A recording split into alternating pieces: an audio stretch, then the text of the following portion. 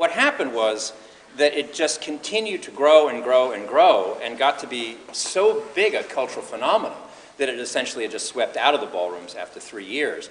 But I was joking to Steve Morse earlier about if we think back to that time and think 20 years before that, we all laughed about the big band era, which was the time 20 years previous to that.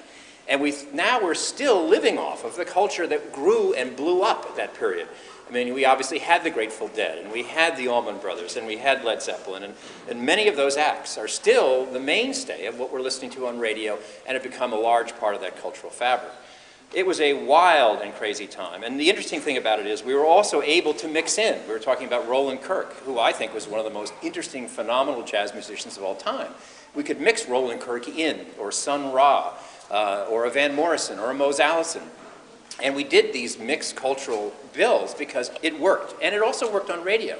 Sam Copper is here from BCN.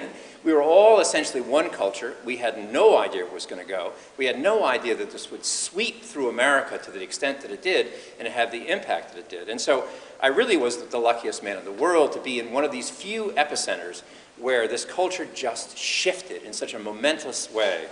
And they are still my favorite memories. I remember my Volkswagen camper bus breaking down in Harvard Square with Rod Stewart, Jeff Beck, and Ronnie Wood. And Jeff Beck, with his long boots on, climbing under the thing, trying to fix the VW camper bus as I complained, and Rod Stewart going out hitchhiking away home.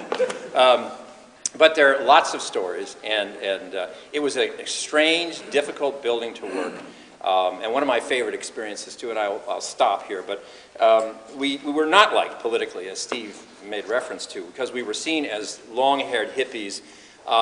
They associated us with everything evil, and they were bound and determined to shut us down. And of course, what was phenomenal about this was that we didn't have liquor. We weren't selling alcohol.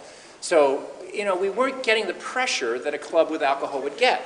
But there were people at the time, I remember Dapper O'Neill was personally offended by this culture. So he decided that he was going to do a raid on the Boston Tea Party.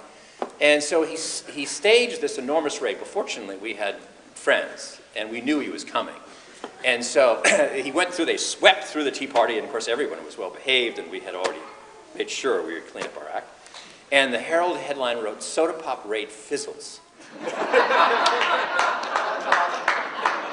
And so it was great fun. And I remember at the time, we also, every time we would get, because, you know, big cities have big city problems, and we would reach out, and I remember one of my friends at the time I'd reach out to occasionally was Barney Frank, who was then, you know, Mayor White's office. And he was enormously responsive. You know, he got it, as he still does, very bright, and he was always helpful if somebody was trying to give us a hard time, usually for not very good reasons.